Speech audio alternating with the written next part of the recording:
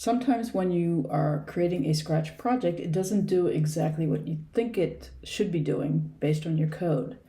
And so what you have to do is debug it, which means get rid of bugs or errors in it. Sometimes you don't know where to find the bugs. There's a couple of things you can do to kind of help you figure out what's going on. The biggest thing I would say is the use of variables.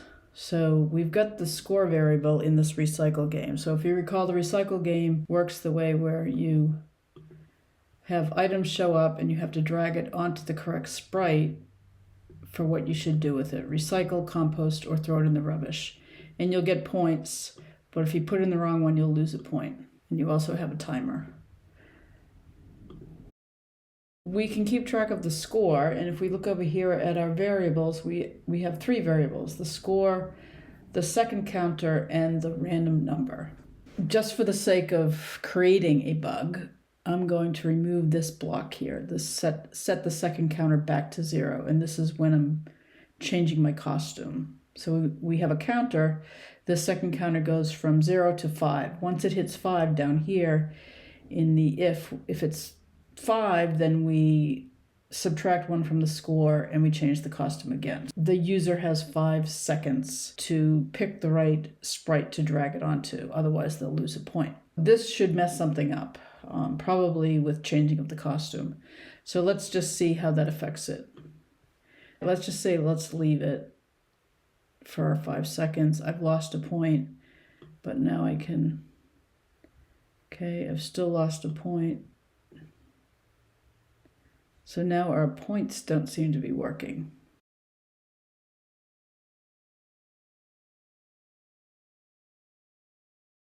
And our 5 seconds doesn't seem to be affecting anything. So we really have caused some issues here. And it does have to do with the seconds, right? So, well, we may not even know that, but one thing we could do is actually, let's add all of our variables and have them show up. The random number variable is a random number that's picked between 2 and 10, and that's for the purpose of changing the costume. So we'll change it to a costume labeled either 2 through 10. But let's display all 3 of them and then just kind of keep track. So one thing that jumps out at me is second counter is all the way up to 28, and it should only hit 5 because then we want to set it back to 0, and it's never getting set back, right? So let's just run this and see what we can keep track of. So if we say, okay, let's go up to 5. Oh, it keeps going. So our idea would then be that would change it, which is okay, but our second counter never gets reset. So if we were to take longer than 5 seconds, it's not going to affect anything. It just will sit there forever until we drag this someplace, and then it will change. This is giving us some information. Our second counter is really big, and we know that it should never get bigger than 5. We'll put this back, and then that should actually fix the problem. We can see. Let's just wait 5 seconds. Up, back to 0. And so we lose a point, and it gets reset. Okay, so that is one strategy for figuring out when you're having issues. Look at your variables and display them. Now, certainly when we're done with debugging, we don't really need to display these 2, so we'd want to go over here and hide them again. Now that's one particular strategy. Another one is, the idea is to give yourself information about what's going on. Again, let's just hypothetically say that for some reason when I dragged an item onto one of our sprites, it wasn't triggering anything. So we might want to do something like go to the sprite. Right now there's no code for this recycle sprite, but we could add something. So we could go to control. I will add just when the green flag is clicked and a forever. So this will continue to happen throughout my running of my project.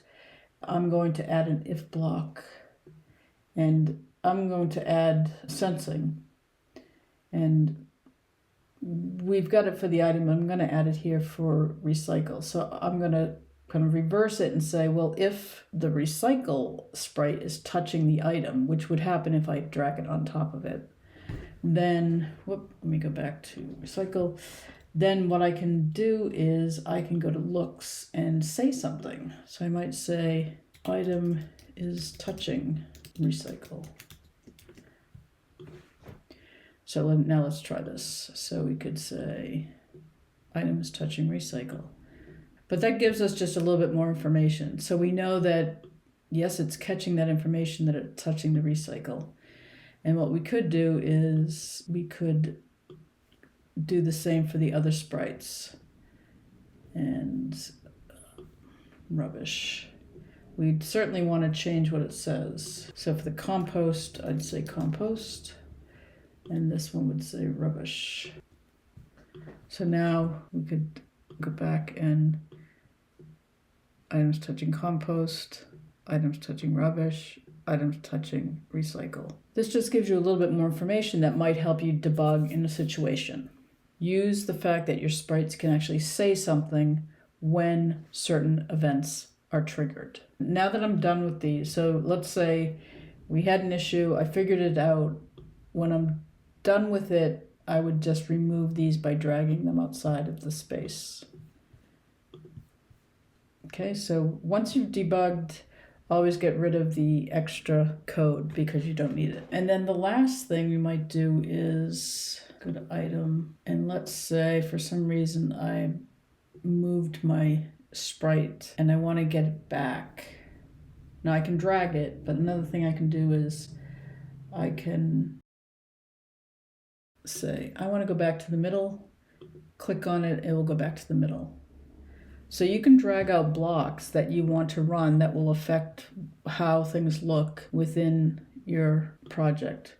Another thing might be, a score of 3, I stop it, and then I say, oh, I want to make sure that my score's back to 0. You can take a set block out and we could change it to score, and if I click on it, my score goes back to 0. So you can affect things that are going on in your project by just dragging out a block and clicking on it. And then same thing, once you're done with it, you just drag it out. So the 3 strategies we have to help us debug a program, really just to give us more information when it's running. The use of variables to display the values of things as your project's running. Adding say blocks to your sprites that will also give some information in certain situations. So use your say blocks to say what's going on. And then the third thing is to drag out blocks, and then if you click on them, those things will take place. So we'll go back. Okay, so those are 3 little tips to help you with your debugging in Scratch.